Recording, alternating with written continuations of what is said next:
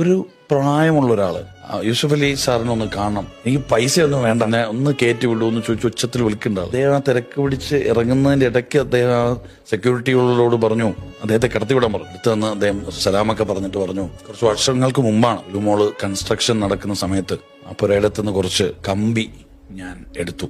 അന്നത്തെ ഒരു ആവശ്യം കൊണ്ട് എനിക്ക് ആ കമ്പി കൊണ്ട് വിൽക്കേണ്ടി വന്നു. എനിക്കൊന്ന് മരിക്കണം, പ്രായമായി, മരുന്നായി കഴിക്കാണ്. പക്ഷെ ഇതെന്റെ മനസ്സിങ്ങനെ കിടക്കാണ്. എനിക്ക് നിങ്ങളോടൊന്നും പറഞ്ഞിട്ട് പൊരുത്തം ചോദിക്കണമെന്നുണ്ട്. നിങ്ങൾ എനിക്ക് പൊരുത്തം തരുമെന്ന് ചോദിച്ചു. യൂസുഫ് അലി സാഹിബ് അദ്ദേഹത്തെ ഇങ്ങനെ ചേർത്ത് പിടിച്ച് അദ്ദേഹത്തിന് പൊരുത്തം കൊടുത്തു.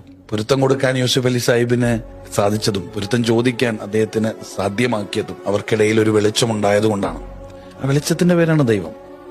ആരും കാണാതെ ആരും അറിയാതെ മരിച്ചു പോകേണ്ട ഒരു മനുഷ്യൻ, ഒരു ലോകം അറിയപ്പെടുന്ന ഒരു മനുഷ്യന്റെ മുന്നിൽ വന്ന് പറയണം അദ്ദേഹത്തിന് ഒരു 2 കമ്പിയോ 3 കമ്പിയോ പോയത് അദ്ദേഹം അറിയാൻ പോകുന്നില്ല. പക്ഷെ അദ്ദേഹത്തോട് വന്ന് ചോദിക്കുകയാണ് പൊരുത്തം തരുമെന്ന്.